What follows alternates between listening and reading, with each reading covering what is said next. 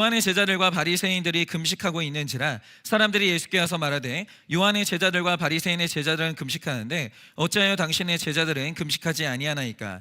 예수께서 그들에게 이르시되 혼인집 손님들이 신랑과 함께 있을 때 금식할 수 있느냐? 신랑과 함께 있을 동안에는 금식할 수 없느니라. 그러나 신랑을 빼앗길 날이 이르리니 그날에는 금식할 것이니라. 생배의 조각을 낡은 옷에 붙이는 자가 없나니 만일 그렇게 하면 기운 새 것이 낡은 것을 당겨 헤어짐이 더하게 되느니라. 다 같이 읽겠습니다. 새 포도주를 낡은 가죽 부대와 넘는 자가 없나니 만일 그렇게 하면 새 포도주가 부대를 터뜨려 포도주와 부대를 버리게 되리라. 오직 새 포도주는 새 부대에 넣으니라 하시니라. 아멘. 네, 오늘 여러분이 이제 말씀을 묵상하실 때 이렇게 오늘 말씀의 이제 전체 내용을 관통하는 핵심이 뭐냐? 그러니까 이걸 아셔야 되는데 그게 20절에 기록되어 있는 거예요. 그게 뭐냐면 그날에는 금식할 것이니라 이겁니다. 그날에는 금식할 것이니라. 그러면 일단 금식을 그날에 하는 것이다 라는 말이 무슨 뜻이냐? 이거 한번 들어보세요. 성경을 보면 실제로 이제 금식이라는 영적인 행위가 있죠.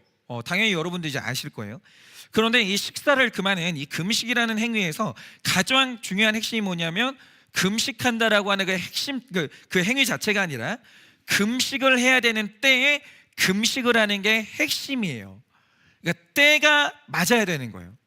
그러면 성경이 말하는 금식의 때가 언제냐? 두 가지 경우가 있는데 첫째는 이런 겁니다. 사람 안에 진실로 절박한 소원이 있어요. 그런데 그 소원이라는 게 나의 힘을, 그러니까 인간의 힘을 월등히 넘어서는, 한마디로 내가 할 수 없는 일인데 나의 소원이 되는 그런 경우가 있다고요. 예를 들어서 사무엘하 12장을 보시면 다윗이 바세바와 불륜으로 해서 낳은 아들이 있었어요. 그런데 하나님이 그 죄에 대한 결론으로 이 아이의 생명을 거두어가고자 하시거든요. 그래서 어느 날 그 아이가 아프기 시작해요. 그런데 여러분 생각을 해보세요. 하나님의 뜻이 아무리 그래도 부모가 해야 되는 일이 뭐냐면 혹시 하나님이 내 회개를 받으시고 뜻을 돌이켜 주시지 않을까? 이 소원을 가지고 마지막까지 최선을 다해서 살려달라는 기도를 해야 되는 게 부모의 의무인 거예요. 부모가 하나님 뜻이면 그렇게 하시지요. 이건 부모가 아닌 거예요. 마지막 순간까지, 이 아이에게 숨이 끊어지는 그 순간까지 부모는 반드시 기도해야 되는 거예요. 그런데 이때 이제 다윗이 아이를 살려달라고 하면서 7일 동안 금식으로 들어갑니다. 그런데 여기에서 이 금식의 의도가 중요한 거예요. 자, 굉장히 많은 사람들이 금식 왜 하냐? 정말 이런 식으로 금식해요. 내가 지금 너무 간절한 소원이 있는데 이게 내 마지막 수단이고요. 만약 당신이 오늘 내 기도를 안 들어주면 당신과 나는 끝이에요 이러시는데, 여러분 그렇게 시위하실 거면 기도도 하지 마세요. 여러분 제가 분명히 말씀드리는데 하나님은 우리하고 거래 안 하십니다. 하나님은 주권적이기 때문에 하나님은 자기의 일을 하시는 분이에요.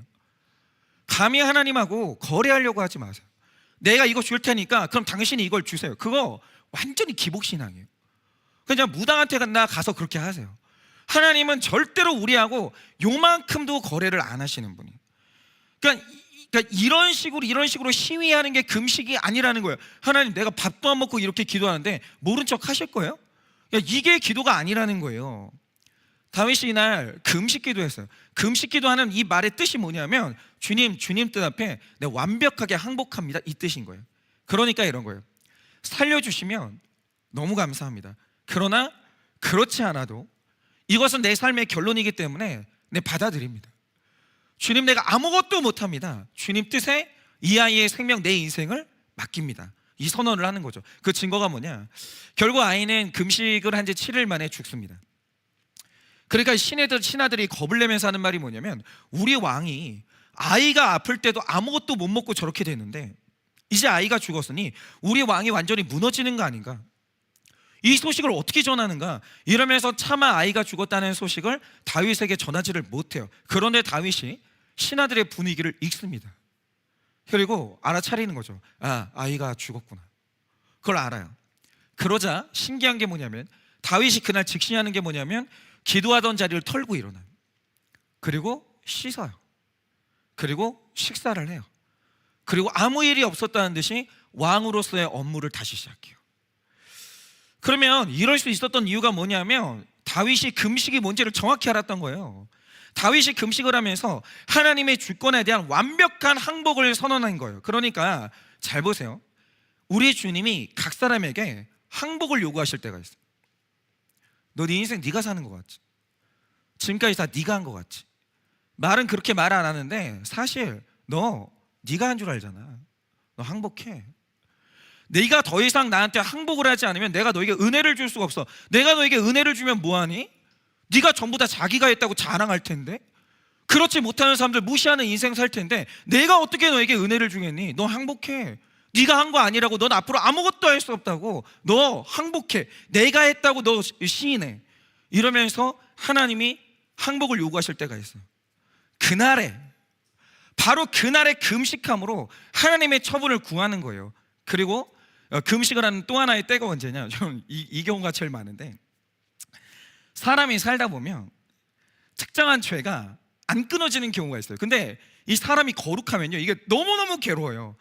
예를 들어서 이제 다윗이 그랬는데, 남자들은 문지방을 기어서라도 넘을 힘만 있으면 음란해요. 그냥 그렇게 되는 거예요. 여자들은 물속에 가라앉을지라도 마지막까지 입이 떠 있으면 계속 떠들어요. 근데 이게 뭐냐면, 이게 남자는 이것 때문에 가정 무너지고 여자는 이것 때문에 교회도 무너뜨려요. 이 쉬지 않는 입 때문에. 그러니까 이게 안다니까요. 근데 이게 문제인 걸 알아요. 내가 떠들면서도 알아요. 나 왜 이러지? 근데 왜 입이 안 멈추지? 도대체 내 이 음란은 도대체 왜 안 멈추지? 이게 내가 이게 험담을 하고 있고 음란을 향해 가면서도 이게 왜 안 멈추지는지, 이게 너무 괴로운 날이 있다고요. 그래서 이 죄를 끊고자 하는데 마지막 수단이 있어요. 그게 뭐냐면 그냥 금식을 해가지고 몸에 힘을 빼야 돼요. 사람이요, 장사가 없습니다. 밥을 못 먹어서 힘이 없으면 죄 못 지어요. 어쩔 수가 없는 거예요. 뭐 배가 고파 죽겠는데 성욕은 무슨 성욕이에요. 다 귀찮고요. 그냥 냅두라 이거예요. 그냥 아무것도 못하겠다 이거죠. 그리고 손가락 하나 움직일 힘도 없는데 무슨 뒷담화를 해요. 그냥 주여, 그거 말고는 없는 거예요. 그냥 힘을 빼버려야 되는데, 힘을 빼는 방법이 뭐냐? 자, 내가 힘을 빼려면 금식해야 돼요. 하나님이 힘을 빼려면 고날 줘버리는 거예요. 둘 중에 하나인 거예요. 그러니 누군가가 만약에 끊고 싶은 죄가 있고 이루고 싶은 거룩이 있는 그날에는, 바로 그날에 너는 금식하라는 거예요. 그러면 이사야서 58장 6절에 기록된 것처럼 하나님이 그 금식을 기뻐하사 흉악한 결박을 끊어주신다, 풀어주신다, 이렇게 얘기를 하는 거예요. 때에 맞는, 하나님이 원하시는 그 이유에 맞는 그 금식, 그 금식은 흉악한 결박을 풀어요. 그리고 하나님이 자유함을 주시는 거죠. 그러니까 금식은요, 잘 들으세요, 바로 그때 그 목적에 맞게 하는 게 금식인 거예요. 그런데 여러분 생각을 해보세요. 오늘 말씀이 말하는 게 그런 건데, 자, 어느 집에서 결혼잔치를 하는데, 이게 성경적으로 결혼이라는 게 얼마나 중요한 거냐면, 하나님이, 우리가 하나님을 만나는 사건을 혼인잔치라고 비유를 해요. 이게 그러니까 얼마나 중요한 게 뭐냐면, 이 결혼잔치라는 건 그 사람 인생에서 하나님이 딱 한 번 허락하신, 결혼은 하나님 안에서 두 번은 없어요. 그런 결혼은 없는 거예요. 그러니까 하나님의 세계 안에서 결혼은 딱 한 번인데, 딱 한 번 하나님이 이 땅에서 허락하시는 완전한 기쁨의 날이에요. 완전한 기쁨의 날. 그래서 이 결혼의 명령이 있어요. 그게 뭐냐면, 결혼의 그날에는 아무도 조언하지 마요. 그날만큼은 아무도 쓴소리 하지 마요. 그날만큼은 무조건 축복하고 마음껏 먹고 마음껏 마시는 거예요. 그런데 이게 얼마나 큰 명령이냐면, 유대인들이 이 잔치를 7일을 했어요. 완전한 기쁨을 상징하는 7일을 다 채웠어요. 그러면서 그들이 예배를 드렸다는 거죠. 그런데 이런 거예요. 이 잔치날에, 여러분, 이 결혼식 날에 어떤 사람이 남의 잔치에 침울한 얼굴로 오더니 울면서 금식하고 있는 거예요. 다 먹고 있는데 혼자 금식하고 있는 거예요. 여러분, 그건 뭐냐면, 모양이 아무리 영적이어도 그거는 하나님이 기뻐하시는 금식이 아니라 그냥 민폐예요. 눈치가 없는 거예요, 그거는. 그러니까 여러분, 기도도 그렇고 뭐도 그렇고 아무리 모양이 영적이라 할지라도 언제나 하나님 안에서 제일 중요한 게 뭐냐면 때에 맞게 하는 거예요. 때에 맞게. 때에 안 맞잖아요. 그럼 그냥 민폐예요. 민폐. 아무것도 아니라는 거죠. 그러니까 바로 이게 율법하고 복음의 차이인데, 여러분, 복음이 뭐냐라고 할 때, 복음은 여러 가지 측면이 있지만 복음을 오늘 말씀으로 말하면 하나님의 때에 순종하는 게 복음인 거예요. 그리고 그 때에 맞게 살아내는 게 복음이라는 거죠. 틀림없어요.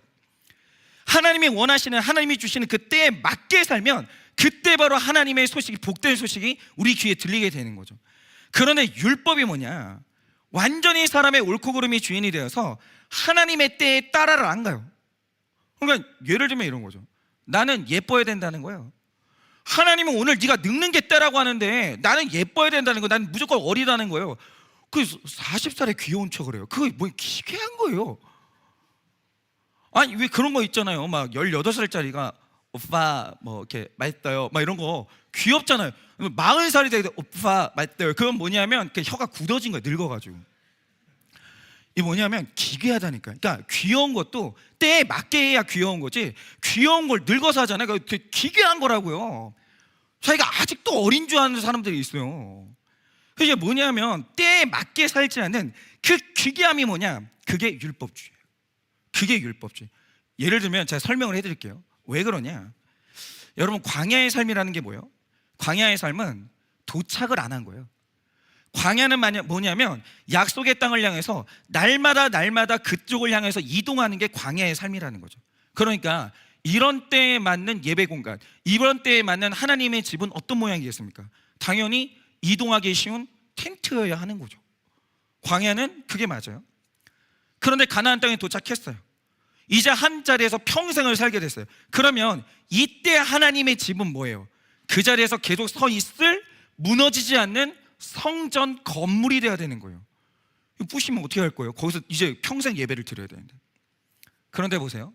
시대가 또 바뀌어요. 성령님이 종말을 향해서 계속 앞으로 가시는 거예요. 여러분 우리는 공존하는 세계관이 아니에요. 우리는 목적지를 향해서 계속 앞으로 가는 세계관이에요. 성령님이 오늘도 계속 가시는 거예요. 그런데 신약 시대가 됐어요. 성령이 우리 안에 오신 거예요. 그러면 이제 눈에 보이는 교회 공간은 하나님의 집이 아니라니까요. 여기가 하나님의 집이 아니에요. 그냥 여기는 예배 드리는 공간, 우리 아이들이 교육받는 소중한 공간일 뿐이에요. 이제 성전이 어디냐? 하나님의 사람들이 있는 거기가 바로 어디가 됐든지 간에 하나님의 집이 되는 거예요. 그러니까 이런 거예요. 구약시대는 언제나 하나님의 집에 와서 성전에 와서 예배를 드렸어야 되는 거예요. 근데 이 신약 시대가 열리면서 하나님의 메시지가 뭐냐? 네가 어디에 있든지 거기서 예배하라는 거예요.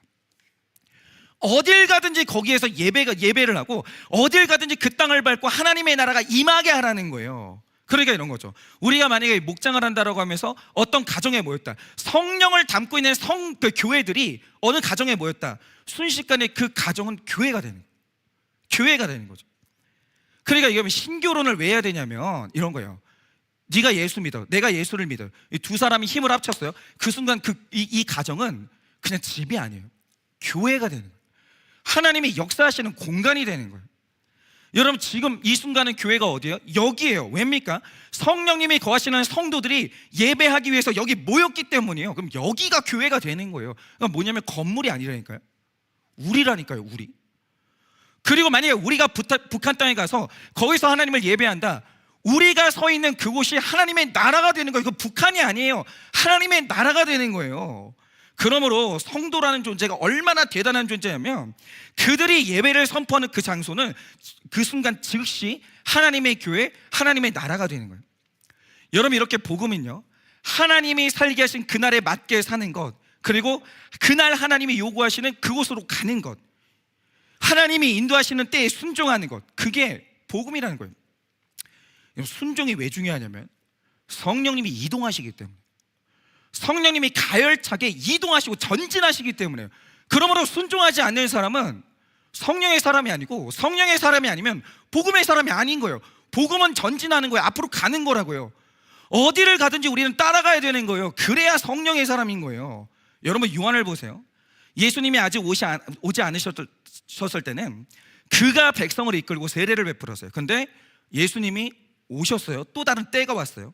그러자 세례 요한이요, 즉시 때에 맞는 삶을 살아요. 즉시. 성령의 사람이에요. 세례 요한이 즉시 때에 맞는 삶을 사는데, 성령으로 세례를 베푸시는 예수님의 사역을 위해서 물로 세례를 베풀었던 자신이 사라져요. 이거 어렵습니다. 이거 어려워요. 그 사람이 그 전까지 종교적 스타였다니까요. 거의 기득권이었다는 거예요. 그 교회 담임 목사였고 장로였다니까요. 그런데 새로운 예수님이 오시자 지체 없이 내려놓고 떠나는 거예요. 성령님이 이끄신 대로 가는 거예요. 그러니까 이런 거죠. 끝없이 성령님이 오늘도 가열차게 움직이고 있어요. 오늘도 우리를 성화를 향해서, 구원을 향해서 계속해서 우리를 끌고 가시거든요. 그런데 끝없이 앞으로 나아가시는 성령님의 움직임에 순종하면서 똑같은 역동적인 삶. 여러분, 그 그리스도인들은 정적인 삶이란 게 없는 거예요. 하나님의 교회는, 그리스도인은 역동적인 거예요. 계속 움직이는 거예요.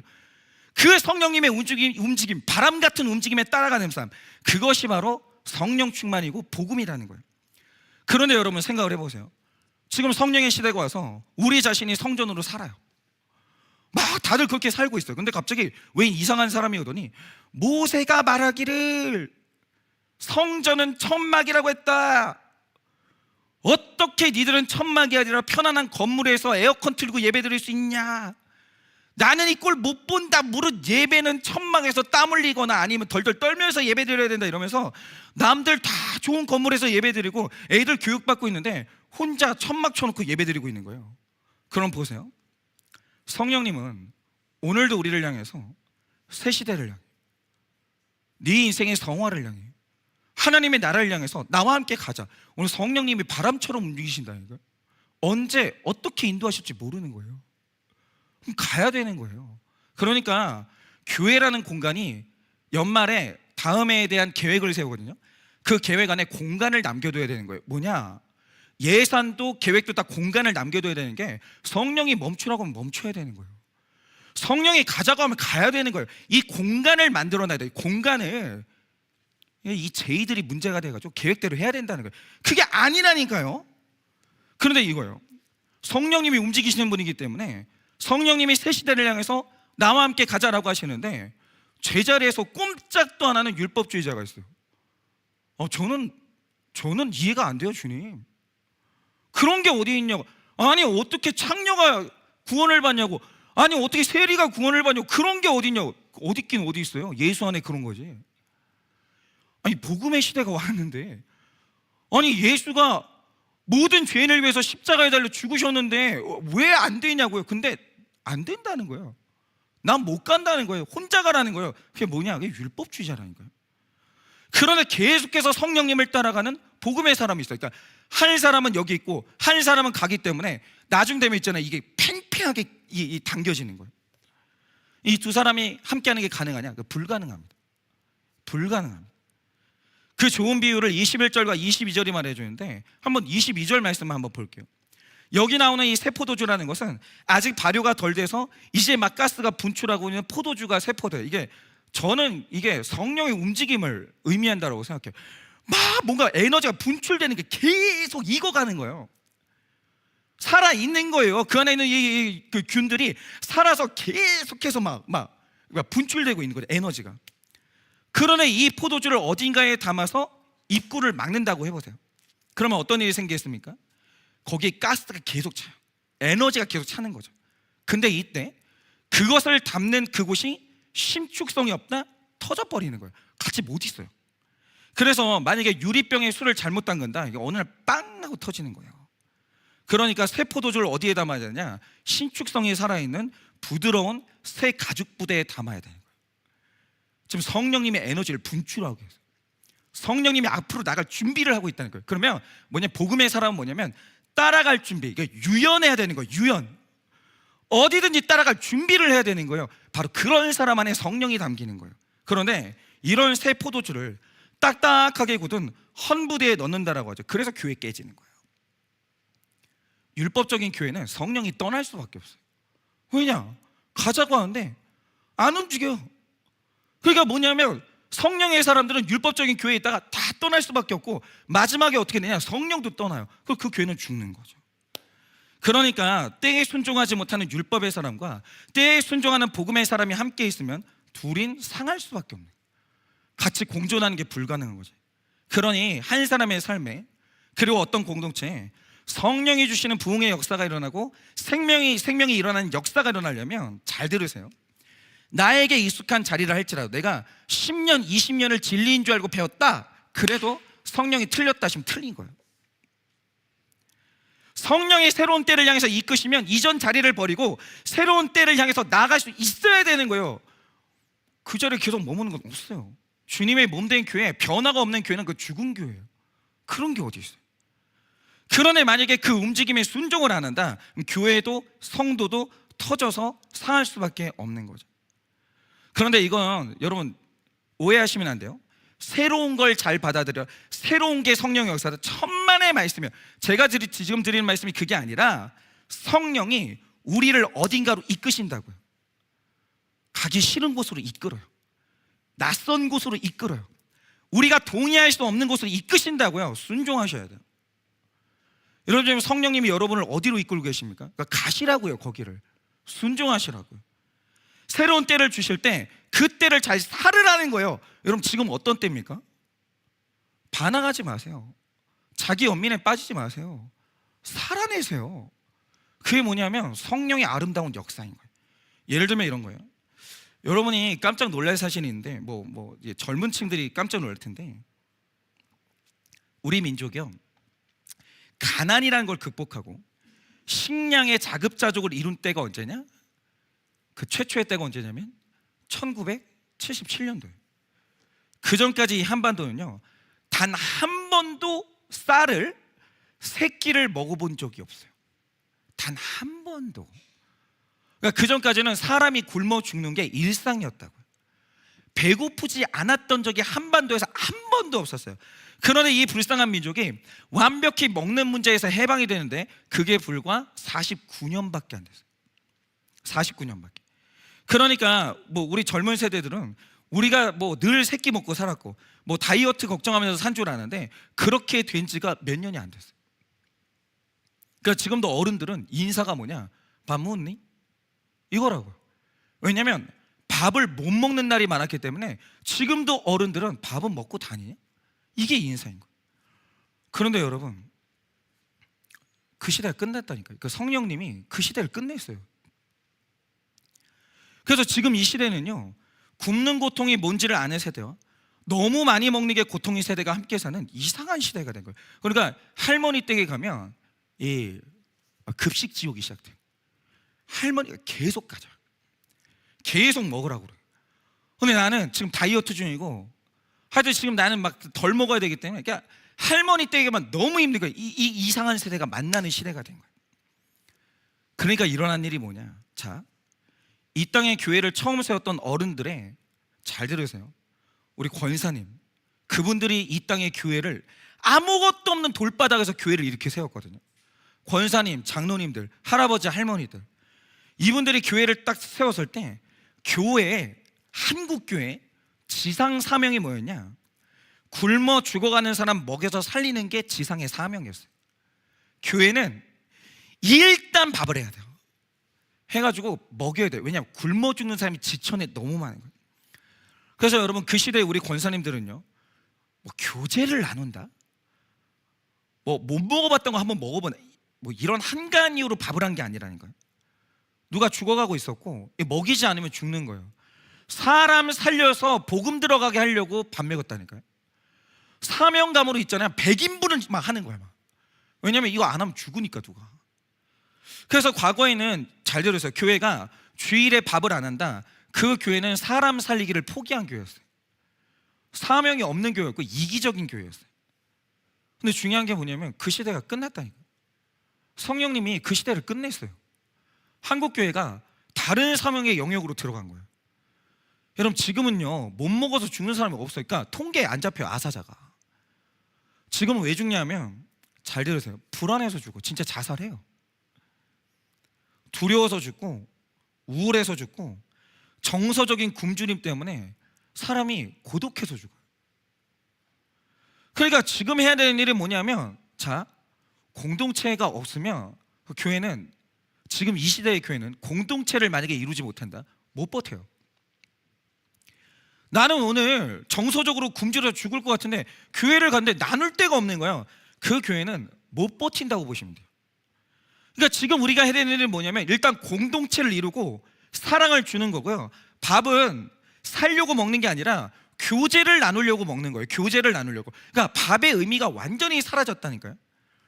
그래서 저는 이제 어쨌든 젊은 세대니까 그 흐름을 알고 있었고, 그래서 제가 처음에 이제 한일교회를 와가지고 제일 중요했던 게 뭐냐면, 한일교회가 이 변신을 못하면 이거 한일교회가 몇 년 못 가는 거예요.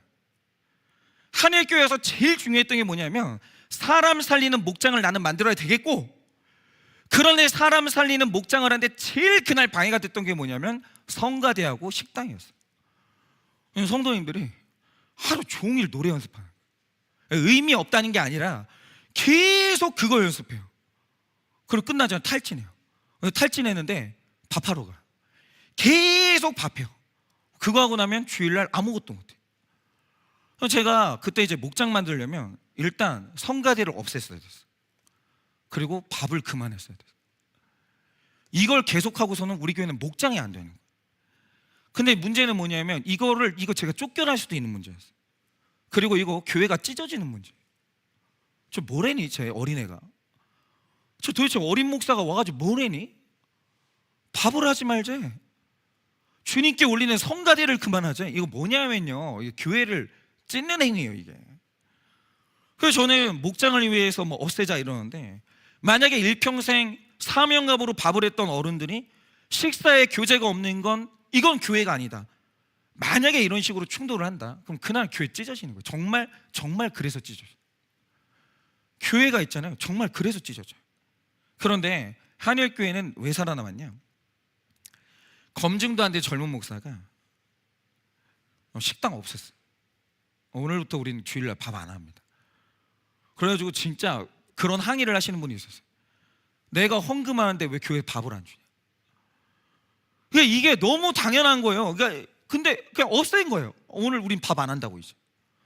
그리고 돈이 있으면 계속 방송 장비에 계속 투자하는 거예요. 그전에는 뭐 카메라도 없고 뭐 아무것도 없었거든요.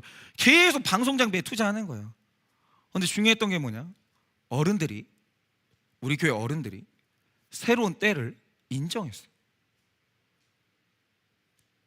우리는 이제 지나가는 세대지. 목사님, 해야 되는 게 있으면 우린 잘 모르겠는데 왜 하는지 마음껏 하시라고. 장로님들이 밀어줬어요, 저를. 그리고 거기에 제가 가는 그 방향으로 따라와 주셨는데, 그럼 한일교회 성도님들이 우르르 교회를 떠났냐? 아니요, 천만의 말씀, 아무도 안 떠났어요. 다 따라왔어요. 그런데 여기에서 핵심은 목회자를 따라가면 잘 된다 이게 아니고, 한일교회 어른들이 그 자리에 멈추지 않고 성령님의 이끄심 그 때를 수행했다라는 거예요. 그리고 그 때를 잘 살았다는 거예요. 그러니까 이런 거예요. 오늘 찬양했잖아요. 이 찬양이 어른들한테는 너무 고통스러운 거 아세요? 원웨이가 뭐냐? 그것이 뭐냐? 유어 킹덤 컴이 뭐냐? 이게 뭔 소리냐 도대체? 무릇 뭐 복의 근원 광림하사 이건데, 원웨이가 뭐, 도대체 저 늙은 찬양인도들 왜 뛰냐? 경박스럽게 왜 뛰냐? 무릎이 걱정된다. 이게 막 안 되는 거죠. 이게 되게 어려운 거예요. 되게 어려운데 중요한 사실이 뭐냐면, 잘 들으세요. 어른들이 따라왔다는 거예요. 이 지금 젊은 세대가 나중에 나이 먹으면 여러분 그거 할 자신 있으세요? 그 있잖아요. 쉽지 않아요. 쉽지 않아요. 그런 교회만 살아남아요.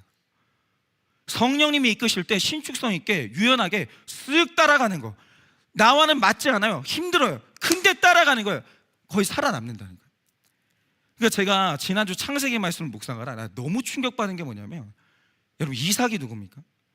젊을 때 이삭이요, 영적 우물을 계속 파요. 멈추질 않아요. 내가 영적 우물을 파잖아요. 남이 와가지고 막아요. 오케이, 또 파. 계속 파는 거예요. 그러다가 결국에는 영적 우물을 얻기 위해서 육적 우물을 버리고 부엘세바로 지체 없이 이동하는 사람, 그 영적 거인이 이삭이었다는 거예요. 그래서 끝내 육적 우물까지 얻은 대단한 사람이에요. 그런데 이랬던 이삭이 무려 어느 날부터 37년 동안 신앙의 성장이 멈춰요. 열심히 달리다가 그냥 이제 할 만큼 했다, 잠깐 쉬자. 그게 37년이었어요. 더 이상 노력을 안 한 거예요. 훈련도 없고 기도도 없고 그냥, 예를 들어서 이제 목회자가 됐어요. 장로님 됐어요. 그러고 그냥 쉰 거예요.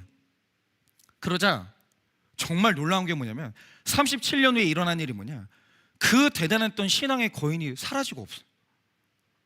그리고 큰아들이 예수 떠나서 지옥 가는데 큰아들한테 고기 달라고 떼쓰는 기괴한 노인 하나가 남아요. 이게 뭐냐면, 성장을 멈췄잖아요. 그 자리에 머무는 게 아니라 저기 뒤로 가가지고 사람 수준이 완전히 다운되고 추락을 해버린 거예요. 정말 이상한 노인네로 변했어요. 너무너무 이상해진 거예요. 그러니까 이거 뭐냐면 오늘도 잘 들어서 청년들이 여러분들이 예배 멈추고 여러분들이 오늘 훈련 멈추고 나눔 멈추고 큐티 멈추잖아요. 정확히 예언하는데 한 달만 지나면 여러분 정말 이상해져. 딱 불신자처럼 되는 거예요. 제가 지난주에 그 말씀을 묵상하는데 그게 너무 충격이 되는 거예요. 와, 이게 멈춘다는 게 진짜 무서운 거구나. 성령님은 오늘도 움직인다니까요. 오늘도. 근데 내가 그 성령님한테 따라가는 걸 멈추는 순간 어떻게 되냐면 정말 이상한 사람 되는 거예요. 너무너무 이상한 목회자가 되는 거예요. 그래서 제가 혼자 선언한 게 뭐냐, 내 신앙 여정에 훈련이 멈추는 날은 없고 계속해서 배우고 새로운 때에 순종하고 계속 훈련한다. 새로운 게 있으면 적응한다, 배운다. 왜냐, 내가 아주 조금이라도 성령과 함께 이동하는 나의 순종을 게을리하면 나중에 내 존재가 성령을 방해해요. 내 존재가 교회의 민폐가 되고 내 존재가 기괴한 존재가 되는 거예요. 그래서 제가 지난주에 너무 충격을 받아가지고 우리 교회 이제 훈련 담당하시는 장로님한테 말씀드린 게 뭐냐면, 장로님 우리 올해 목자님도 훈련 다시 합니다. 우리 목자님도 훈련한 지 꽤 오래됐거든요. 다시 시작합니다. 우리 1대1 훈련 또 받을 거예요. 계속 가는 거예요. 계속 가는 거. 쉬는 게 어디 있어요? 계속 가는 거죠. 되었다 하면 어디 있어요? 이게 나중에 매너리즘에 딱 빠지면 나는 이미 다 익었고 나는 그냥 한 장 딱 펴면 여기 이게 무슨 뜻인지 다 알고, 이거는 그냥 죽은 거예요. 죽은 거. 여러분, 우리 마찬가지입니다. 여러분, 사람이 어릴 때 상처를 받는다는 건 되게 힘든 일이에요. 위로 받아야죠. 치유 받아야죠. 그런데 어떤 분들을 보면, 자, 유년기 때, 초등학교 때 상처를 받았어요. 40살이 됐는데 아직도 내면 세계 속에 성인아이가 있는 거예요. 그 애가 그대로 있는 거예요. 그래서 특정한 순간만 되면 그 어린애로 그대로 돌아가는 거예요. 그러니까 우리 아버지 같은 경우는 그 어릴 때 그랬대요. 없이 살 때 외할머니 댁에 가면 감나무가 큰 게 있었는데 이 감이 그렇게 맛있게 익는다. 근데 외할머니가 그걸 따요. 따가지고 하나도 안 주는 거예요. 쓱쓱 깎아가지고 할아버지가 다 드시는 거예요. 저희 아버지가 그게 한우로 남았어요. 지금도 진짜 어릴 때부터 웃겼던 게 뭐냐면, 감 시즌이 되잖아요. 감을 줄기로 사요. 저희 아버지가 하나도 안 줘, 아들들한테. 혼자 먹어. 이게 뭐냐면 이게 성인아이거든요. 그러니까 어릴 때 결핍이 있거나 상처를 받으면 그게 이제 그대로 남아가지고 그 어린애로 회귀하는 거예요. 퇴행하는 거예요. 그래서 이거 뭐냐면 교회 목사가 됐는데도 그 순간만 되면 자기 연민에 빠져있고, 엄마 아빠 이미 됐는데 아직도 자기 욕구가 더 중요하고, 어른이 됐는데 맨날 울면서 위로해 주세요 이러는 거예요. 그 뭐냐면 그거 되게 기괴한 거예요. 그러니까 이게 뭐냐면 저는 그래요. 위로해야죠. 얼마나 힘들었냐. 같이 울어도 주고 해야 돼요. 근데 중요한 게 뭐냐면 저는 정말 이렇게 정말 진짜 거룩하게 이렇게 얘기하고 싶어요. 이렇게 작작했으면 좋겠어요. 그러니까 기괴해. 그러니까 몇 년째 할 거냐고. 그러니까 몇 년을 더 하실 거냐고. 자식들 앞에서도 나이 먹어가지고 권사님 되셨는데 목사님 인정해 주세요. 그러니까 여러분, 그러니까 이게 안 되면 권사를 받지 마세요. 장로님 직분을 받지 마시라니까요. 권사 정도 되면 어떻게 되냐면, 목사님 그 다른 사람 인정해 주세요. 저는 그냥 이름 없어도 돼요. 그러니까 여기까지는 가야 되는, 그게 이름에 맞는 거예요. 근데 목사님이 이번 주에 나랑 옆에 권사님이랑 같이 가는데 옆에 권사님 갈 때는 권사님 어서 오세요 이랬는데 나한테 어서 오세요 이렇게 했다고. 목사가 사랑이 없다고. 뭐냐면 애냐고요. 애냐고요. 이게 뭐냐면 나이를 먹었는데 때에 안 맞는 거예요. 아직도 애인 거예요. 그러니까 뭐냐면, 여러분 나이 30 먹었으면 생명이 책임감이에요. 여러분 나이 30 먹어서 책임감 없잖아요. 인생 끝나요. 근데 있잖아요, 자기가 아직도 어린 줄 아는 거예요. 힘들잖아요. 도망가는 거예요. 미안한데 미래가 없다니까. 그냥 어린애는 책임이 없죠. 그냥 도망가도 돼요. 그런데 뭐냐면 나이 30 먹어서 책임감이 없잖아요. 그냥 뭐냐면 끝나는 거예요. 아무도 신뢰를 안 해. 미래가 없는 거예요. 일을 안 줘요. 한번 찍히잖아요. 이런 거예요. 아니 사람들이 왜 관대하지 않냐라, 왜 사람들이 한 번 실수했다고 그러냐. 여러분 그냥 서른에 책임감이 없는 건 그건 뭐냐면 그 때에 안 맞는 거예요. 뭘 30살이 돼가지고 책임감 없이 도망갔으면서 한 번만 봐달라 그런 게 어디 있냐고요. 그러니까 이런 거죠. 껍질은 어른인데 내면이 어린아이. 그 때를 살지 못한 거. 그게 뭐냐면 헌가죽에 새 포도주를 넣는 거고 잔치 자리에 와서 금식하는 기괴한 거예요. 기괴한 거. 때가 어느 때인데 아직도 그러고 있냐고. 여러분 이제 지금 나는 힘없고 불쌍한 어린애가 아닌데 언제까지 어린 시절 얘기할 거냐, 언제까지 그때 얘기를 할 거냐. 여러분 새 시대가 왔다니까요. 지금 그런 때가 아니에요. 그런 때가 아니라고요. 여러분이 어떤 때냐고요. 때에 맞게 사는 게 순종하는 거 복음이라고요. 그럼 이제 내 때에 맞게 거기서 벗어나기 위해서, 과거에 벗어나기 위해서 말씀으로 해석하고 약 먹고 훈련해서 한 아이 인생 책임지는 아빠 되고 엄마 되고 내 시대의 아름다운 교회 세우는 직분자는 돼야 될 거 아니냐고요. 아니 교회를 10년 다니고 20년을 다니는데 아직도 있잖아요. 교회에서 아무것도 안 하는 거예요. 아무것도 안 하는 거. 그러니까 저도 마찬가지인 게 뭐냐면 최근에 제가 살아야 되는 때가 뭐냐면, 제가 처음에 이제 한일교회를 목회할 때 우리 성도님들이 이제 저만 보면 그랬어요. 아, 우리 목사님 너무 안쓰럽다. 우리 목사님 진짜 애쓰신다. 우리 목사님 고생하다 이러면서 진짜 모든 성도님들이 저를 그렇게 불쌍하게 여겼어요. 근데 저는 이제 그때 되게 힘들었기 때문에 그냥 한 사람만 내가 힘든 걸 알아주면 그렇게 위로가 돼요.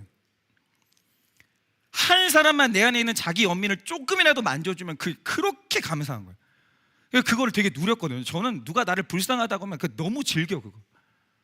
그러고 살았거든요. 근데 제가 작년부터 이제 뭘 느꼈냐면, 어느 순간 정확히 언제 며칠이라고는 아시던데 작년부터 갑자기 우리 교회 성도님들이 아무도 나를 불쌍히 여기지 않는 거예요. 아무도 나를 안쓰럽게 여기지 않는 거예요. 분위기가 딱 바뀌는 게 느껴져요. 그리고 아무도 제가 고생한다고 생각을 안 하는 거예요. 그래서 제가 좀 당황이 된 거예요. 근데 고민을 되게 많이 했거든요. 내가 뭐 잘못했나? 내가 좀 게으름에 빠졌나?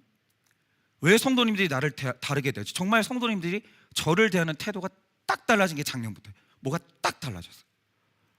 그전에는 목사님 얼마나 힘드시냐고, 힘내라고, 너무 안쓰럽다 막 이랬는데 어느 날부터 성도님들이 저를 견제하기 시작하고 경계하기 시작하고 그러는 거예요. 제가 정말 고민을 많이 했어요. 이 현상이 뭐지? 이게 왜 이러지?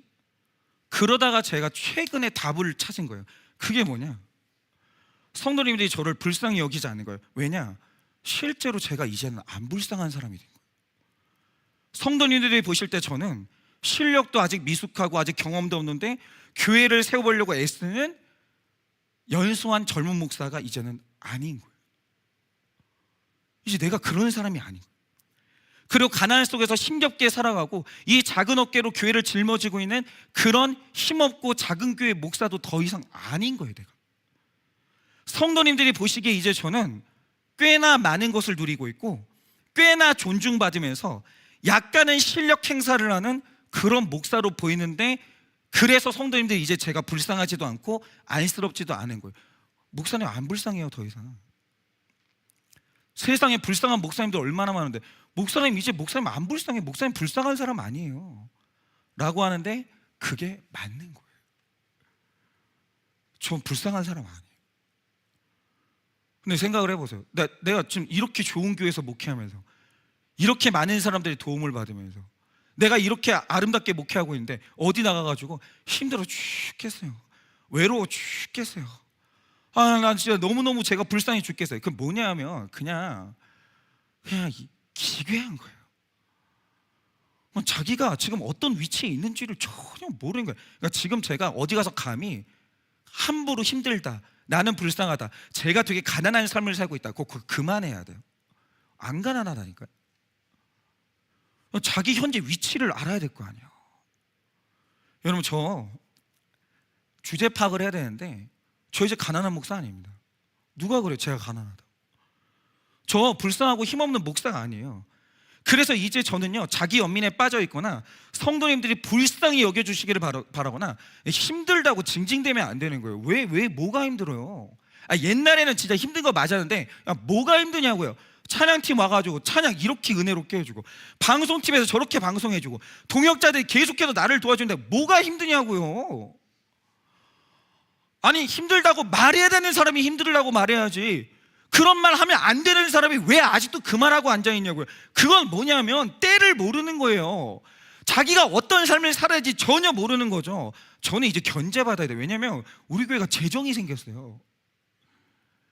저 목사가 이 재정을 어떻게 쓸까? 내가 이제는 감시를 받아야 되는 사람이 됐어요. 견제를 받아야 되고, 나는 이제 더 성숙해져야 되고, 이제 저는 절제하는 삶을 살아야 돼요. 왜냐하면 있거든요. 쓸 돈이 없을 때는 절제할 필요가 없는 거예요. 왜냐? 돈이 없는데 뭘 절제를 해요. 근데 교회가 되게 많지는 않은데 있어요. 뭐 어떻게 되냐면 정신 안 차리면 교회 망해요. 난 이제 절제하고 살아야 돼요. 정신이 확 차려지는 거예요. 내가 지금 그런 때가 아니구나. 여러분, 지금 하나님은 여러분에게 어떤 때를 주셨습니까? 제가 하나 여쭤볼게요. 여러분은 어떤 때예요? 지금 여러분은 어떤 때예요? 하나님이 지금 여러분을 향해서 어디로 가자고 끌고 가십니까? 잘 보세요. 내 지금 되게 높은 데에 있었는데 하나님이 나를 낮은 곳으로 끌어내리는 거예요. 가세요. 버티지 마시고 낮아지시라고요. 거기서 낮은 사람으로 사세요. 그리고 하나님이 만약에 기다리라 하신다, 이렇게 기다리시라니까요. 그러니까 성령님이 기다리라고 하면 기다리는 거예요. 그게 내 성화인 거예요. 그리고 앞으로 가자라고 하면 버티지 마세요. 가세요. 높이 가라라고 하면 두렵죠? 가세요. 가시라고요. 가는 거예요. 그게 뭐냐? 그걸 다 하고 나면 이루어지는 게 뭐냐? 내 삶의 구원이 이루어지고 성화가 이루어지고 복음이 이루어지는 거예요. 그래서 오늘 성령님이 우리를 이끄시는데 가세요.